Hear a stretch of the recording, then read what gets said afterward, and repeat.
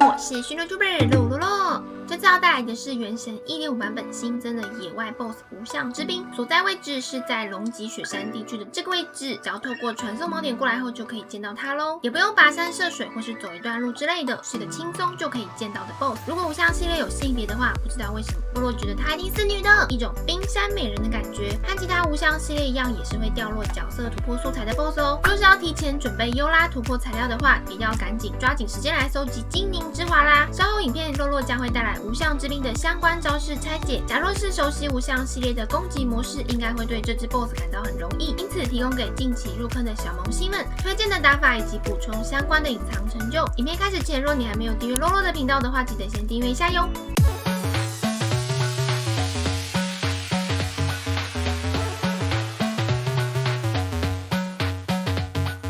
由于无相之兵属于冰属性，首要推荐的元素为火属性。火元素攻击可以直接造成融化反应，伤害很高，也可以加快讨伐速度。若是高爆发且练度高的火元素角色，通常可以在30秒内就收工。其次可以是雷元素、炎元素或是误伤类角色，和其他无相系列一样，招式很单纯，只要摸手后就很好闪躲。再来要注意的是，由于身处在雪山地区，假如身边没有暖炉或火的话，会开始累积寒冷值。在无相之兵的战斗区域周围都有暖炉机关，可以看情况适时靠近来清除自己的寒冷值哦。萌新玩家至少带1名火系输出，其次可以是1到2名能提供 buff 给火系输出的辅助角色，或是增加容错率的回血奶妈在其中。准备好之后就可以开打咯。如果你和露露一样仓鼠系玩家的话，来打无相之兵的时候，附近也有一些松木可以顺便砍一砍哦。首先无相之兵先是使出追踪兵刺，这里只要按照正常速度跑就好，不需要特别冲刺，同时也不要太过于靠近无相之兵，以免被周围的图刺给伤害到。随后无相之兵使出的是大冰轮，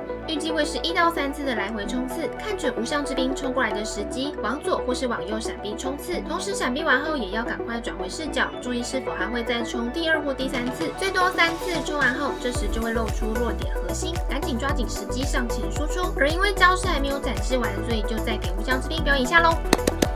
再来是无相系列都会有的拍手招式，像是在跟你说觉得好棒棒一样，抓紧时机闪避后，紧接着也是会露出核心的一个空档，抓紧时机上前输出。中间若是寒冷值超过60%以上的话，就要趁无相之兵无敌时间去靠近暖炉。接着无相之兵开始往上快形成一个类似水晶灯的感觉的时候，就表示他要准备濒临散花，预计会有3波由内往外的攻击。攻击完后也是一个会露出核心的空档，当算完第3次后就可以赶紧冲上去攻击。接下来是重复的无相拍手和追踪兵刺，熟悉之后就很好闪避了，可以稍微加速再看一下无相之兵下一个表演。接下来看到的也是无相系列特有的魔法阵导弹，而无相之兵是会追踪的冰锥攻击，当看到法阵开始形成的时候，就要赶快向前靠近，最好到它的正下方，这样冰锥导弹就攻击不到。若是站在外圈的位置的话，就不太容易闪避，而且伤害也挺高。接着就是会裸露核心的空档，紧接着输出。到这边差不多招式都展示完毕了，也就可以开始准备让无相之兵领便当咯。后面也是重复的大冰轮和无相拍手招式，目前我们要等的就是待会无相之兵的特殊破盾方法——保龄球破盾法。当无相之兵血量剩下最后一丁点时，也会和其他无相系列一样锁血，开始要做最后挣扎。无相之兵的最终形态会变成一颗很漂亮的大冰块，接着会出现提示要你使用重击来将双之石击向无相之兵来破盾。观察那些很像星星糖的双之石飞出来的方向，同时留意不要被巨大版星星糖给击中。在星星糖落地后，让人物面向无相之兵来使用重击，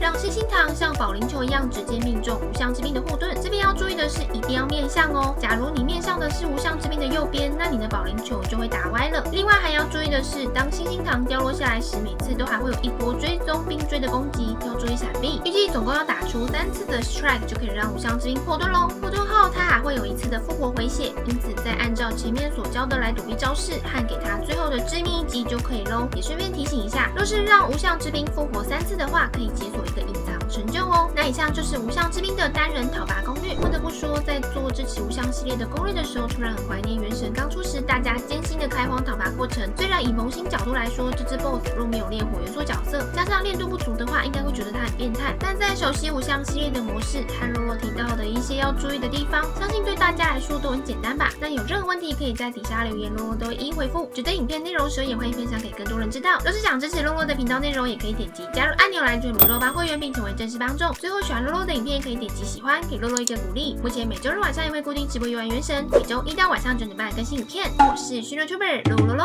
我们下次见喽。